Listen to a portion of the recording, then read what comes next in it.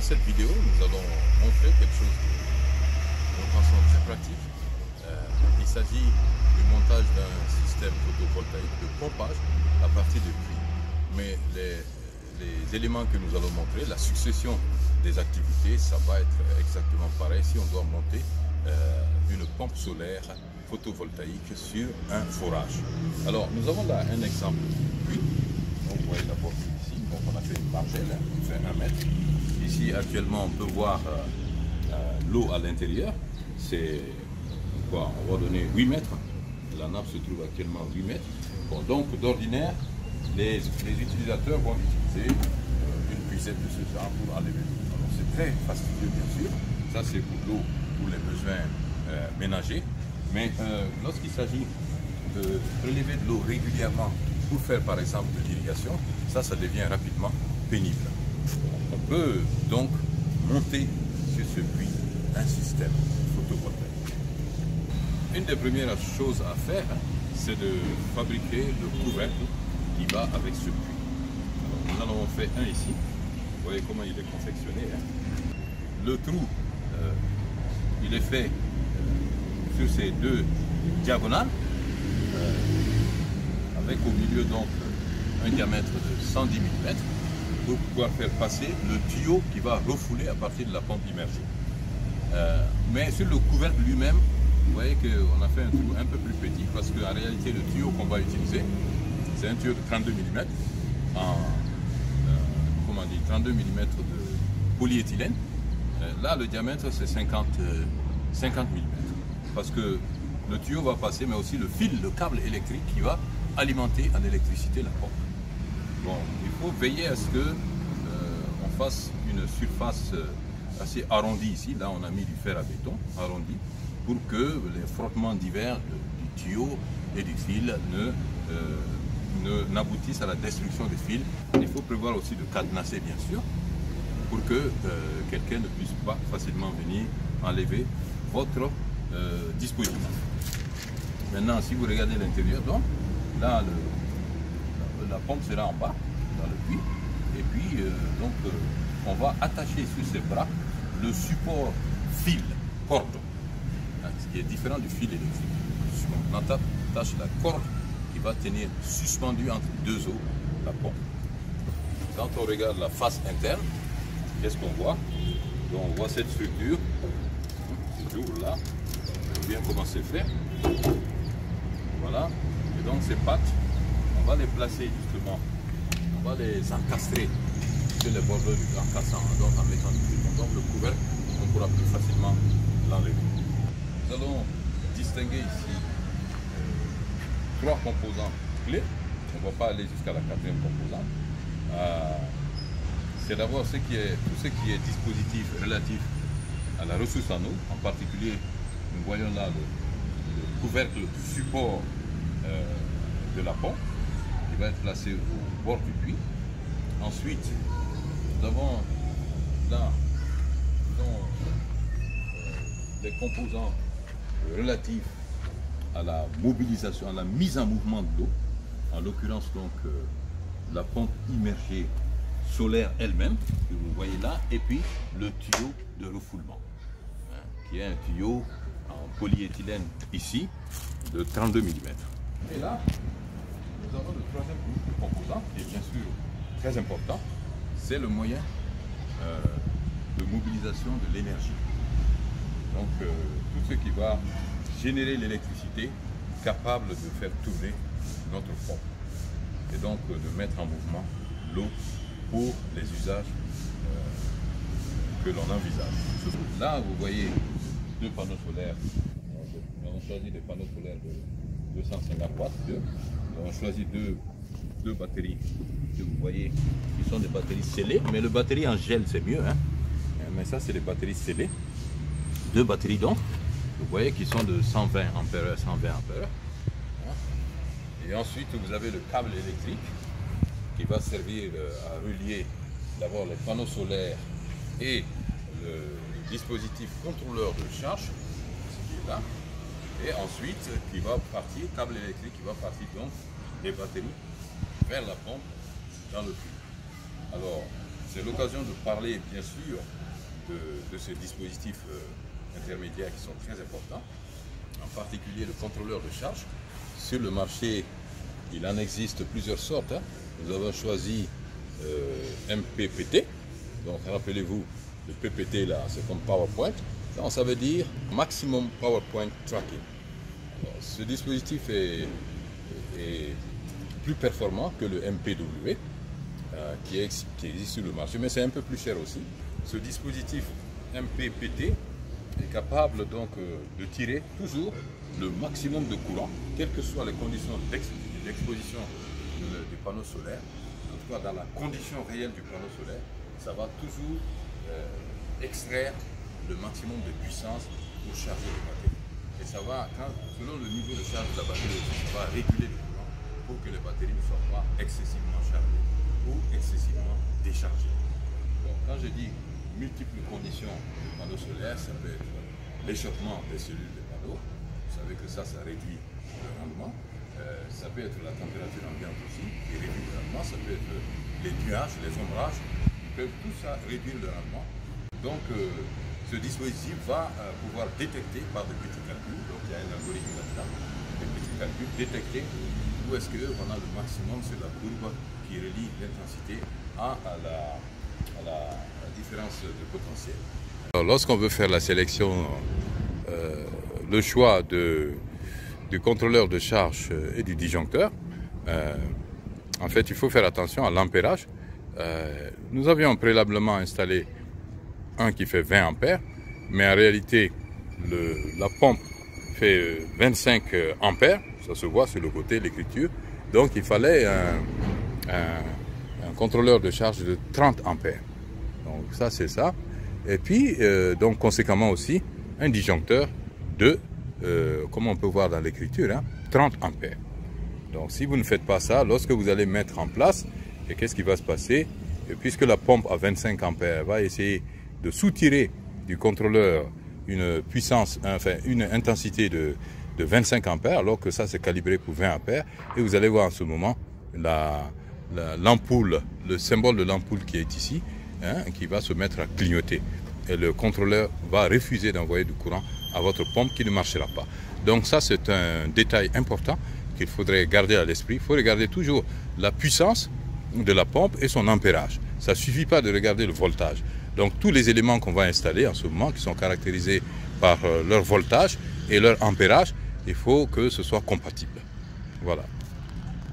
Bon, ça c'est ce qu'on appelle finalement les tubes, les gaines, pour placer les fils. Vous avez vu qu'on a creusé une tranchée ici. Bon, c'est bien les fils électriques de les protéger en les plaçant bien sûr dans ce genre de gaines. Maintenant, on peut regarder quel genre de pompe nous avons. Bon, voici parmi d'autres, voici disons le carton de la pompe immergée que nous avons prise. Et on peut la voir ici. Bon, on trouve là-dedans comme seul document cette feuille, qui présente comme une pompe immergée et qui montre aussi que en fait elle peut être reliée sans autre dispositif particulier. La pompe peut être directement reliée au panneau solaire. Dans cette pompe, vous la voyez ici, on a ces caractéristiques. Elle est livrée celle-là avec une vingtaine de mètres de câbles électriques. Et si on regarde bien, on peut lire, disons, les principales caractéristiques qui sont là. Bon, ce modèle-là, donc c'est suivant. Mais je vous ai dit, on ne veut pas faire de publicité. Ça, c'est un modèle qui coûte relativement moins cher. Bon, nous l'avons eu sur un marché local autour de 110 000 francs CFA. Le modèle qu'on a pris, c'est avec un voltage de 24 volts. Donc, les panneaux étant les deux batteries que nous allons utiliser étant de 12 volts, on va les placer en série de manière à ce qu'on puisse avoir les 24 volts. Et donc, on peut voir aussi la hauteur manométrique totale, max head, est de 50 mètres et le débit maximum 3 mètres cubes heure. Bon, le courant 25 ampères, la puissance 600 watts. Courant 25 ampères.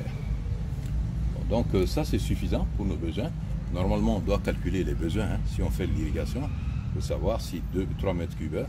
Bon, on sait que dans les calculs d'irrigation, 3 mètres cubes heure, ça va correspondre selon les dispositifs de distribution d'eau que vous utilisez, c'est-à-dire entre les dispositifs d'irrigation de surface avec les rigoles, ou bien micro-asperceurs, ou bien encore dispositifs d'irrigation localisés, comme les cracheurs, les goutteurs, etc. On sait que le débit d'équipement exprimé en litres par seconde par hectare, si vous avez quelque chose comme 3 mètres cubes heure, avec la micro-aspersion, vous pouvez faire 1,1 à 1,5 hectares d'arrosage. Bon, on ne va pas rentrer trop dans tous ces détails. En tout cas, voici la pompe. Et il faut faire attention à ne pas perdre ce dispositif qui se met, donc ce manchon qui se met, ça c'est livré avec. Et donc la tête ici, justement, c'est qu'on va emboîter dans le tuyau polyéthylène de 32 mm et on va serrer avec 2 colliers de ce genre et ça sera étanche. Alors pour le support des batteries, nous avons, disons, fabriqué une sorte de caillebotis, ici, et bon, de dimension quoi? La profondeur ici fait à peu près 75 cm, 75-76, tandis que la largeur elle fait dans les 70 cm aussi, pour une hauteur de on a dit 35 cm. 35 cm. Donc on va poser, c'est important de faire ça, on va poser les batteries. Vous voyez, il y a des espaces entre les pièces de bois. Ça c'est pour éventuellement lorsqu'il y a de l'acide qui va se percer, hein, que ça ne tombe pas directement sur le bois. Et ensuite il faut fabriquer aussi un panneau qui va servir à fixer d'un côté donc le contrôleur de charge.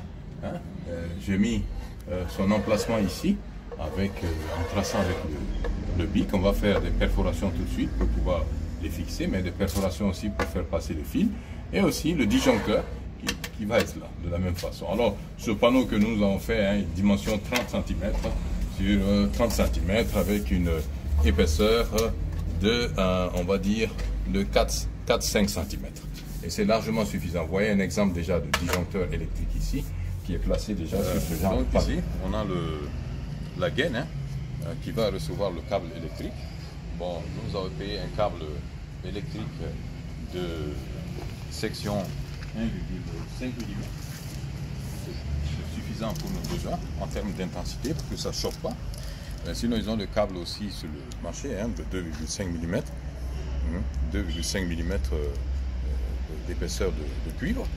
Et donc, on va attacher, ce que vous remarquez ici, c'est ce fil qui va servir à entraîner le câble électrique à l'intérieur de la gaine. Donc on va détacher ça, mais regardez un peu comment on a posé dans le trou, hein, la gaine, hein, et on va la dérouler, la tendre pour qu'elle puisse épouser correctement le fond du trou. Et maintenant au bout ici, on va tout simplement attacher ensemble le fil conducteur. On attache très intimement ces deux parties ensemble. Voilà. Voilà. Et après donc on enfonce à l'intérieur. Et maintenant on chemine. On va aller prendre le fil par l'autre bout. Donc on va tirer ce bout. Bon, si vous avez des mains solides, vous tirez à la main, mais sinon on peut tirer avec les pinces. Et pendant que l'autre extrémité, eh ben, quelqu'un va dérouler le fil et aider à le faire pénétrer à l'intérieur de la gaine. Bon, c'est ce que je vais faire moi-même. Voilà. Voilà. Donc, tandis que l'autre opérateur va tirer. Il va tirer. Je vais dérouler. Il va tirer. Je vais dérouler. Donc, on voit ça pénètre. Ça va pénétrer, pénétrer, pénétrer. Voilà, jusqu'à ce qu'on arrive au bout de ce processus. On arrive au panneau. Je vais faire les orifices, en commençant par là où je place le disjoncteur. Je vais faire un trou par lequel le câble du disjoncteur va sortir, un trou par lequel le câble du disjoncteur va rentrer. Et donc pour ça, je vais utiliser une perforeuse à batterie. Hein. C'est mieux. On fait l'amorce du trou avec un marteau. Voilà. Bon, comme c'est du bois léger, si vous frappez fort, ça va faire le trou jusqu'au fond. Et donc, votre vis aura du mal à s'encastrer à l'intérieur après. Donc, on va fixer maintenant le contrôleur de charge. On va commencer à placer les fils. Hein, on va le fil rouge va sur le trou marqué plus. Hein, et on voit le petit dessin. On voit le petit dessin là du panneau solaire qui est là. Et donc, on met là-dedans et on visse, on attache bien. Donc voilà, je viens de mettre le fil rouge. Quand on tire, on voit bien que ça ne détache pas. Là, je mets le fil bleu sur le moins. Le fil bleu sur le moins. Même chose. Mais il faut desserrer à fond la vis là. En ce moment, il y a une petite grille qui descend, qui laisse une ouverture. Et lorsque vous vous mettez à serrer, l'ouverture, le cadre d'ouverture vient coincer le fil à l'intérieur. Donc, je fais exprès de mettre cet attache-fil sur le côté parce que si vous le mettez directement là, lorsqu'on va tirer sur le fil, vous voyez, si vous tirez sur le fil, ça va tirer directement ici, ça peut se déboîter facilement. Donc, je le déporte sur le côté et là, je place celui-là. Hein, sur le bois. Une fois que j'ai placé celui-là sur le bois, je vais continuer mon effort pour alléger les tractions sur le fil qui rentre directement dans mon contrôleur. En plaçant celui-là ici. Donc ça, je vais placer là. Et là, j'enfonce. Ici, nous avons fixé déjà l'arrivée du câble venant du panneau solaire. On voit le plus, le moins. Le panneau est dessiné sur, disons, le contrôleur de charge. Et là, c'est le fil qui va vers la batterie. Il y a aussi plus, moins. La batterie aussi est dessinée. Il y a une petite ampoule qui est dessinée là et on voit plus et moins. Donc c'est le fil que je vais mettre maintenant. Quand on dit consommation, ça peut être donc une pompe, ça peut être une ampoule, ça peut être n'importe quel moteur qui peut faire de la consommation électrique.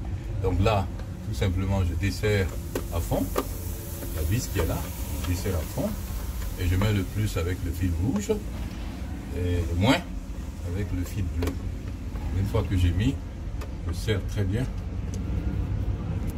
Et même chose, je vais visser, voilà, je vais visser jusqu'à fond pour bloquer. Voilà, donc le câble qui sort de là, tout à l'heure je vais le fixer dans les attaches-fils. Je fais monter, faire sortir ici. Et là donc je vais placer justement l'interrupteur. J'ai mis le fil en bas là qui va vers la pompe qui sera disjoncté ici. Et le fil qui vient maintenant du contrôleur de charge, il sera mis ici, le bleu vers le bleu. Il faut faire attention de ne pas inverser les fils, mais aussi de mettre au bon endroit. Ça se met par le dos là. Vous voyez, ça c'est la face. Parfois on a tendance à mettre ici, mais ça se met par le dos. Par le dos. Donc si vous regardez bien, on va aller coincer ça en bas. Coince en bas et on visse. Coince en bas et on visse. Coince en bas et on visse. Voilà. Ici on coince en bas, on visse, ça attrape bien.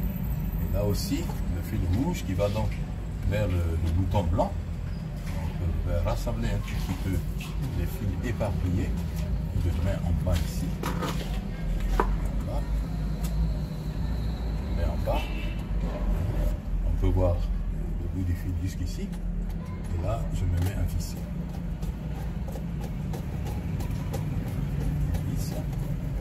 Jusqu'à ce que ça coince. Voilà. Une fois que ça a coincé, si vous tirez, ça ne s'enlève plus. Maintenant, il reste à fixer ça sur son support ici. C'est ce qu'on va faire maintenant. Voilà, donc je mets la vis et je visse. Pour percer le bois. Il faut appuyer un peu. Donc il y a un trou au milieu ici. Je vais faire entrer là-bas. Je tiens horizontalement et je mets la tête du tournevis dedans et je visse.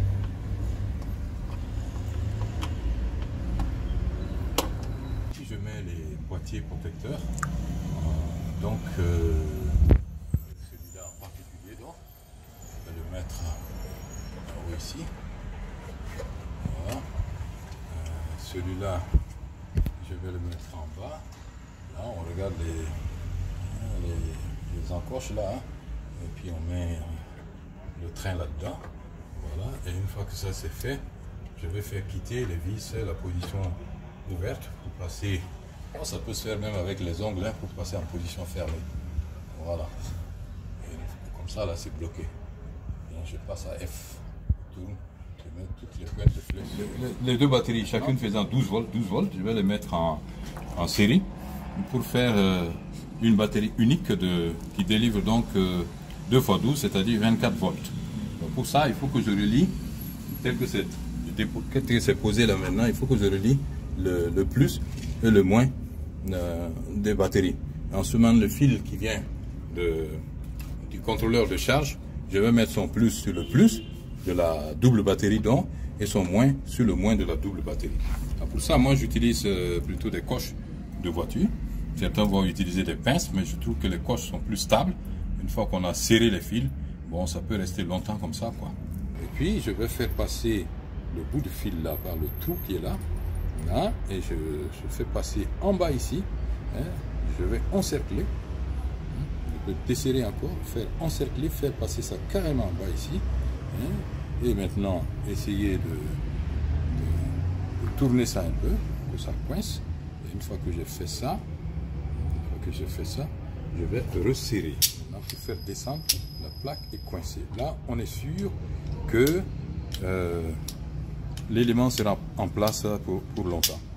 J'ai préféré mélanger les deux, emmêler les deux fils positifs et négatifs, puisqu'il s'agit seulement de connecter par un fil le pôle plus et le pôle moins de chacune des batteries.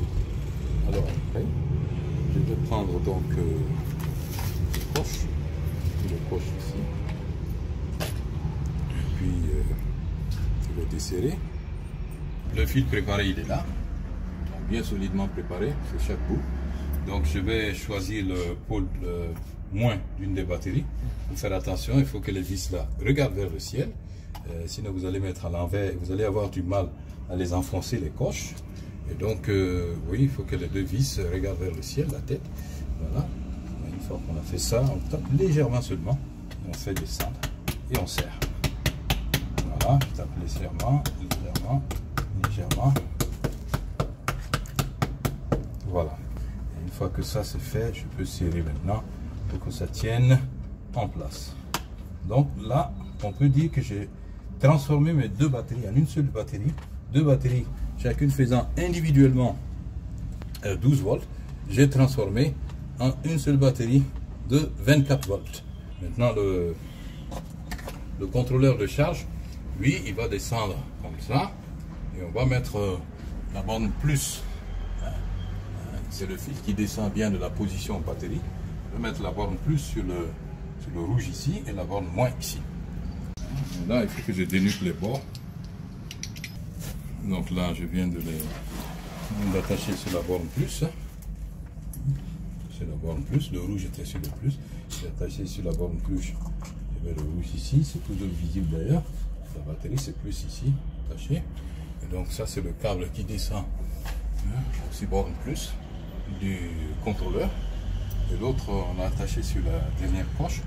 Je vais mettre sur la borne moins de ma double batterie. Borne moins. Oups. Vous voyez que déjà ça fait des étincelles. Oui.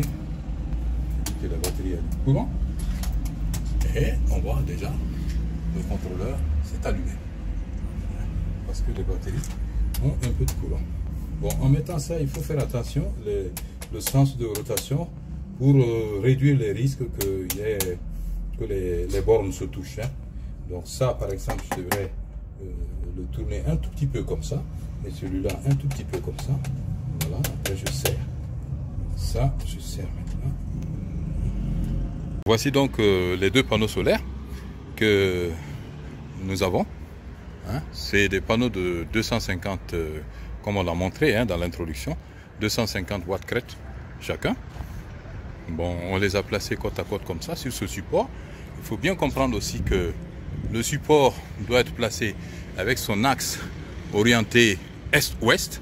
On est dans l'hémisphère nord ici. Et puis on regarde sa boussole. Et on regarde la latitude. Ici, on est à la latitude de 12 degrés. 12 degrés, latitude nord. Et le panneau doit être posé incliné d'un angle de 12 degrés, la latitude de Liodon, et sa face légèrement soulevée donc vers le sud. Ici, c'est le côté sud. Et il faut faire attention à ça parce qu'on a vu les gens poser les panneaux sans tenir compte de cela. Le fait est que en réalité, le soleil, actuellement, il fait froid, on est au mois de décembre, le soleil est un peu descendu dans le sud. Donc, pour que le panneau puisse capter pleinement la puissance irradiante du soleil, il faut que sa face soit légèrement tournée vers le sud. Bon, on ne va pas bouger ça le reste de l'année, et ça, c'est un positionnement qui marche très bien. Alors, une fois qu'on a fait ça, nous avons fait venir le fil qui va être connecté un peu plus bas au contrôleur de charge. Nous avons fait faire ce fil. Bon, tout est provisoirement installé ici d'abord, hein, mais on veut bien comprendre tout. Et là, comme c'est des panneaux, nous avons dit, d'une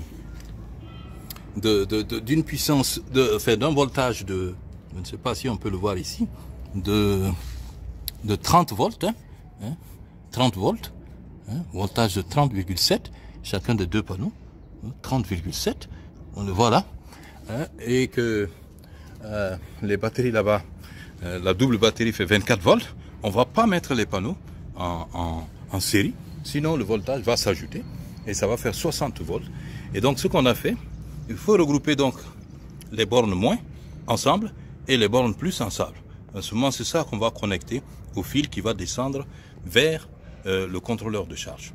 Voilà à quoi ça ressemble la connexion quand c'est terminé. Donc on a mis le scotch sécréton tout autour hein, pour essayer de protéger ça contre l'eau, la pénétration de l'eau. Donc il vaut mieux bien isoler tout ça.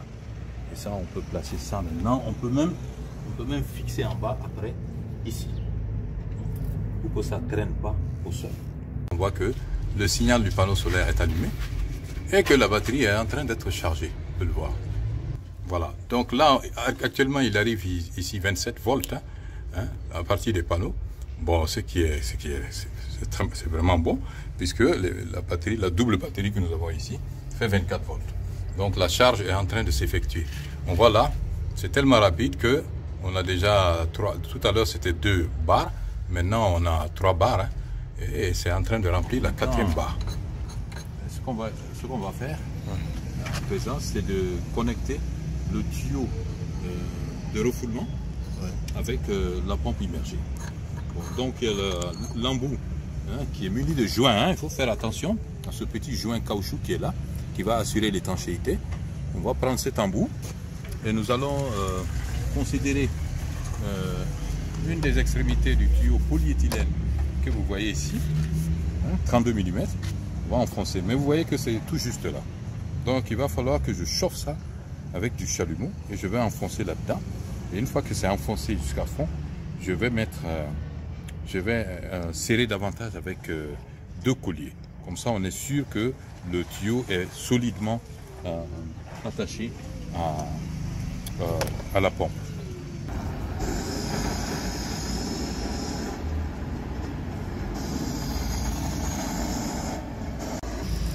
Voilà, donc on a bien chauffé. Et là, vous voyez que le tuyau a été un peu agrandi. Je le maintiens, j'essaie de...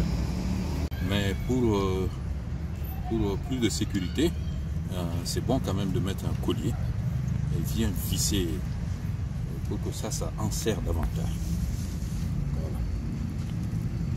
Voilà. À présent, nous faisons sortir par l'orifice le câble électrique et le tuyau de refoulement, le tube de refoulement PVC que nous venons juste de fixer, puisque les deux doivent sortir pour être connectés, n'est-ce pas? Il ne faut pas que ce soit emmêlé. On peut éventuellement mettre, pour que le fil ne pende pas, on peut mettre du sécréton, donc du scotch tout autour. Voilà. Et maintenant, on va passer à la corde. Alors, on va sortir la corde aussi en attendant, par le même orifice. Mais en réalité, les cordes là, ça sert à suspendre la pompe. Et donc les extrémités supérieures, les cordes vont s'attacher après sur ces deux bras. Tandis que l'extrémité inférieure, on les attache comme ça sur la pompe, pour que la pompe reste suspendue. Voilà, donc on attache bien de chaque côté.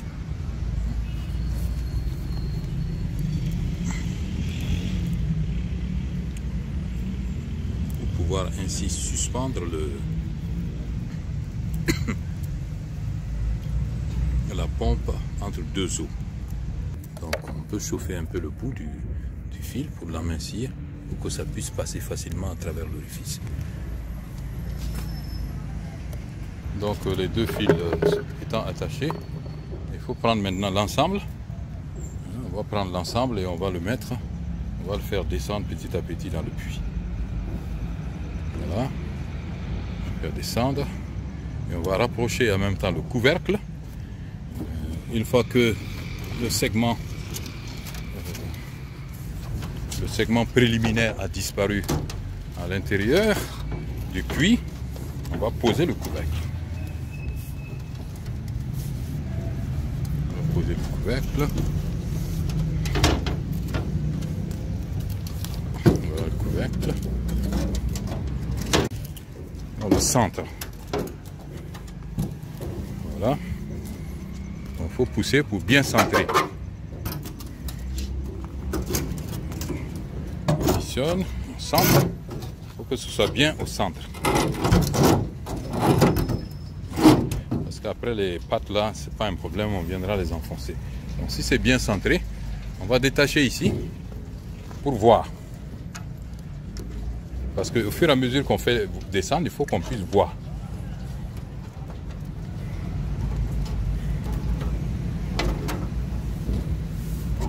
Voilà, et il faut faire attention pour le fil. Il ne faut pas que le fil frotte trop, sinon il va se gâter, le fil électrique. Voilà, il faut rendre le fil libre. Et regarde, on fait descendre. On fait descendre. Voilà.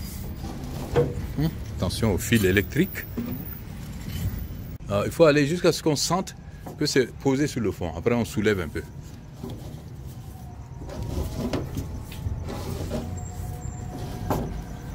Voilà. Bon, en faisant rentrer, à un moment donné, on sent que le fil se déploie librement. Donc si on retourne, on tire le fil, on voit que à un moment donné, il est tendu. Ça veut dire que ça s'était reposé, la pompe s'était reposée sur le fond boueux, et maintenant le fil a commencé à le soulever un peu. On tend le fil, et en ce moment on l'attache sur les deux bras, comme j'ai dit. Mais si on veut aussi, on peut attacher sur l'anneau central ici. Et là, on est bon. Il suffit maintenant tout simplement d'encastrer dans la margelle la plateforme qui sert de couvercle. Et là, on peut faire quelques petits aménagements pour pouvoir transformer ça en robinet. Mais c'est quasiment fini ça. Je vais aller actionner le disjoncteur et puis démontrer qu'on peut recevoir de l'eau ici. Donc je vais appuyer le bouton de mise en marche de la pompe et je vais aller voir la pompe. Voilà, donc une fois le disjoncteur actionné, voilà comment l'eau sort, n'est-ce pas, de la pompe. Alors si l'eau ne sort pas, c'est bon de savoir ça, il faut appuyer sur le bouton Power et puis remettre en marche. Et ce bouton Power est ici. Donc si on appuie ça, on coupe tout bien sûr. Hein, c'est un peu comme le disjoncteur. À la limite, bon, on aurait pu se passer du disjoncteur, hein, puisque sur le même appareil ici, on peut actionner le bouton Power. Et on appuie sur Power. Et voilà, le courant commence à passer là. Ça veut dire que la pompe a été actionnée. Donc ça, si on estime que c'est pas nécessaire, on peut ne pas le mettre. Le boîtier contrôleur de charge contient déjà un interrupteur qui permet d'envoyer ou d'arrêter le courant. Voilà, donc ceci devrait pouvoir permettre d'aider ceux qui sont intéressés à monter un système de pompage solaire photovoltaïque. Et vous voyez comment ça peut diminuer la corvée des femmes. Hein.